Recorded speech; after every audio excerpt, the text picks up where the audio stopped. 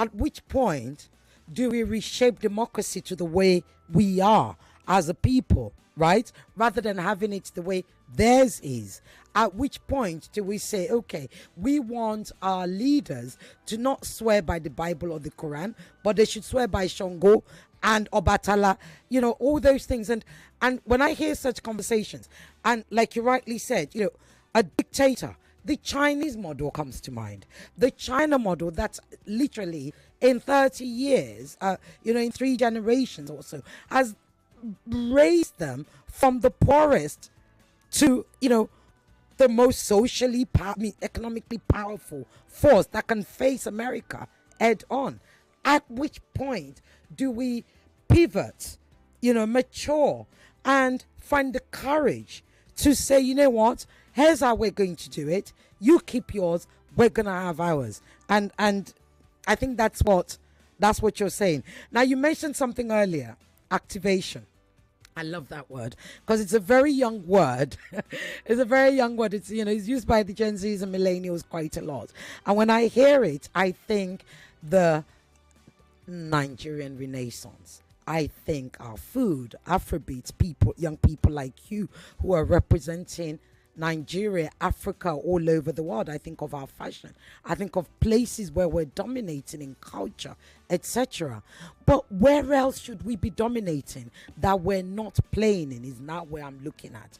Where is it that we're looking away from? Where's that bracket that we're missing a trick? So unfortunately for Nigeria, we love to focus on cosmetic surface level things like, who is having a party today, who is in the newspaper today, like these surface things that don't really do much for us. We really need to get back to the roots of the core developmental areas that will actually grow our economy. That is agriculture, that is healthcare, that is education, that's infrastructure development, and that is power. When we fix those sectors, the country, like all this Afrobeat, because when you really bring up Afrobeats, and no offense to anybody, I enjoy music and all of that. How much does Afrobeats make? I think last year it generated $100 million. That's pennies. In when you think about a country's economy, that's nothing. Yeah. Do you understand? Like, what is that? Yeah. What's that going to do for a country and an economy, right? Yeah. When you could be if we solved our agriculture issues, and then we also had the policies that stopped people from selling us goods, right? Some of these agricultural goods, and so you only have to buy it in Nigeria. Yeah. That means we are fully sustainable. We feed everybody in Nigeria, right? Think about how much money that would be the farmers would be making. People that own farms, people that are supplying these goods. So we do have pockets of that. We have people like Dangote who have made sure that they get a monopoly on sugar and other products. But what if we said we said all the products in Nigeria, and we make sure there's tight policies. That's why you see tariffs, tariffs for imports on certain goods. You give it like a 50% tariff or something, so that you make sure that Nigeria supplies its own food. Now, in order for us to do that, we have to solve insecurity. Yeah. Right. Especially in the north, we have to solve that.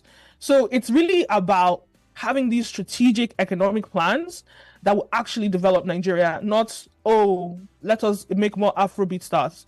So I really want to encourage people that are listening. I want to encourage people to, like, you want to start a restaurant, you want to start, I don't know, a YouTube channel, which is like fine. I think media is important, right? Media is very important for spreading information if you are actually knowledgeable and you're not spreading fake news. But media is important for getting the news out. But all these sort of surface level, you want to start fashion brand, and not insult anybody.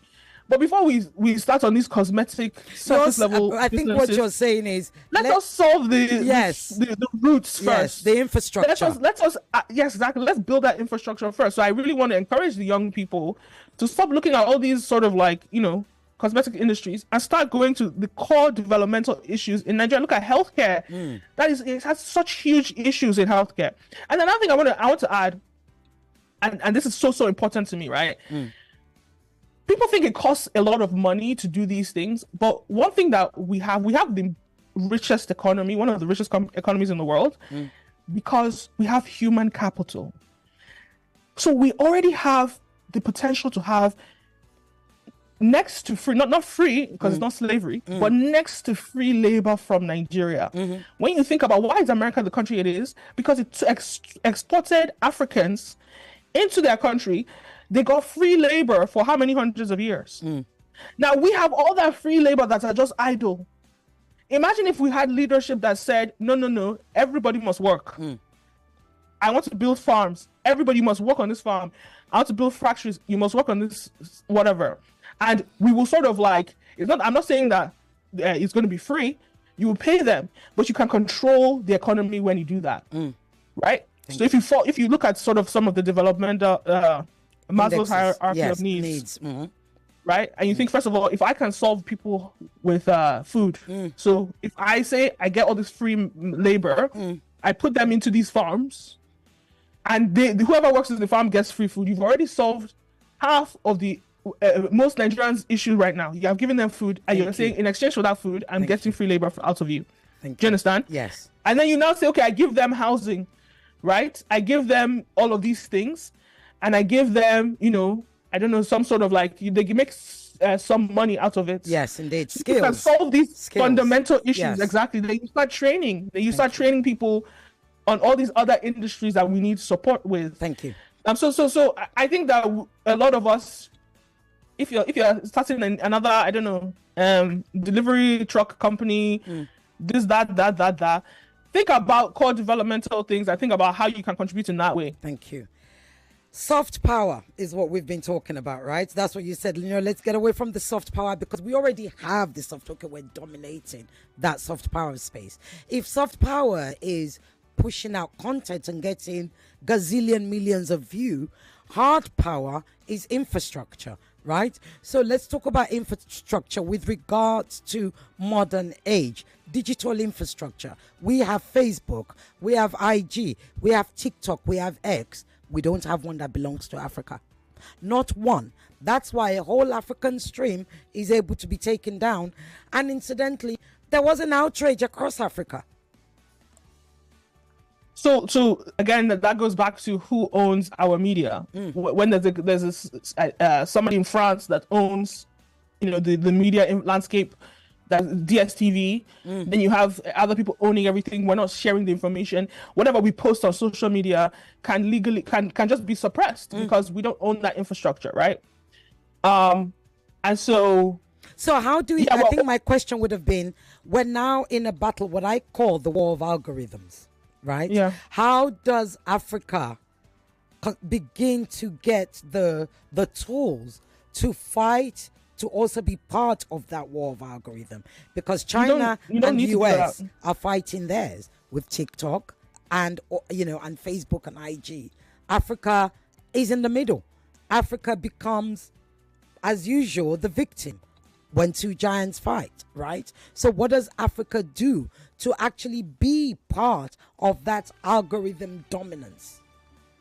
So again, okay, so let's look at the numbers, right? By 2050, 1 in 4 people on the planet will be African.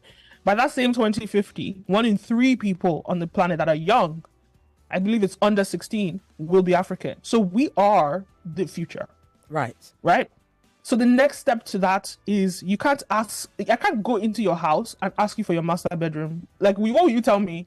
Do you understand? You can't go to someone else's house and ask for that. So we have to build our own. And at the end of the day, the way the vision that I see, we need sort of like governments to intervene and support a homegrown platform. Because here's the thing. We can face a lot of issues if, say, we want to build a platform and we want the world to consume it. Right. I'll give you an example. So number one, when China was doing its social media thing, they first said nobody is bringing Facebook or anything into China. Whatever it is, we're creating our own. So now they already owned the minds and the propaganda of their society. So they own that infrastructure. TikTok did well in China. I think it was called Biding. I can't remember the name, the Chinese name. They said, okay, let's make one for the world. So now we can push the Chinese agenda around the world, right? We're giving ourselves our own Facebook, etc. So TikTok is only just a weapon for Chinese global domination. Right, so it's not part of what China has already solved its own internally. This is just an external thing. Let us infiltrate the world and dominate the world, and let us look at. They gave us a UPS that the Western social media didn't give, because on TikTok you could post immediately and you go viral. They created the creator middle class on TikTok. They invented that. Say that again. The creator middle class. Say it again, please. They created the creator, that's influencer, middle class. So because before TikTok, think about it. How hard was it for you to blow on YouTube? How hard was it to blow on Instagram? It was near impossible. They now created stars overnight, which created loyalty to their platform. So you have to find a UPS that these platforms have not already dominated in. Now, the next step is with America, because America still owns the world's minds. America is going to try and take you down because you're not US owned, right? As they're doing with TikTok. So now, if you have a government on your side in policy, well, if America takes down our platform, let's say it is whatever we create, well, then we're going to take down YouTube and Google from Africa. Imagine if we have that leverage to say, if you take down our platform that is spreading, Black empowerment content, etc., well, we will take down Google, we will take down YouTube, we will take down your own platforms. Indeed. That is the type of leverage that we need in policy. So we're not really going to go far unless we have governments on our side, and that's the kind of leverage that we need in policy to be able to give, that they will say, okay, wait now, just hold on. Thank you. Because we have the numbers at the end of the day. Indeed. So it's inevitable that we've already won this game. It's just now who is going to control the minds of Africans, who is going to give Africans, whose propaganda are Africans going to consume? Because everybody has propaganda. We can't say everybody has, an agenda with their media.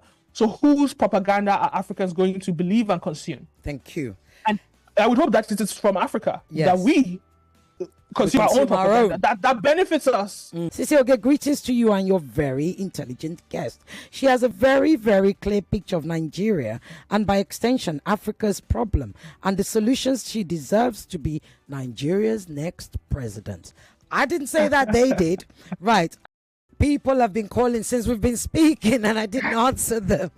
Kenny, I'm getting messages. People are loving the conversation we're having. They're loving your point of view. They find it refreshing. Hello. Yes, good afternoon. This is Joy. Joy, go ahead. I'm a black woman. Nigeria, God bless. That's your guest. My guest is Kenim O. You can follow her at Kenim O on Instagram. I am Kenim O. I am Kenim on Instagram. Yeah, I am Kenim on Instagram. Go on. She is highly intelligent and understands Africans. You guys, please be very, very succinct. I know you all want to talk to her. We don't have time. We literally have, about 10 minutes left. That's how fast 1 hour goes. And I can't answer all your calls. All the lines are alive, Kenny. You calls this. Hello? Hello, Sister Girl. Good afternoon. Quickly, very quickly. Good afternoon, Sister Girl. Go ahead. I thank your guest so much. She's very intelligent. I don't know that she's a woman. Sister Girl, see here, before we are going to be free, what will make us to be free is to know our names in Africa and what it means. To use our name to start the life. That's the only thing that will solve our problem. I want her to think about it. Every name in Africa, I'm an Igbo man. It makes you to know where you belong. Thank you. Right, I'm coming to your calls now. Hello? So thank you to your guest, Cecilia. But I just want to ask, how does she push this her narrative? It's a beautiful concept. How is she pushing this so that everybody can be carried along, the youth and even the generations that are coming? Thank you very much. Thank you. Well, Mrs. Oboli, I can probably answer that for you. The documentary. You've got to go and watch her documentary.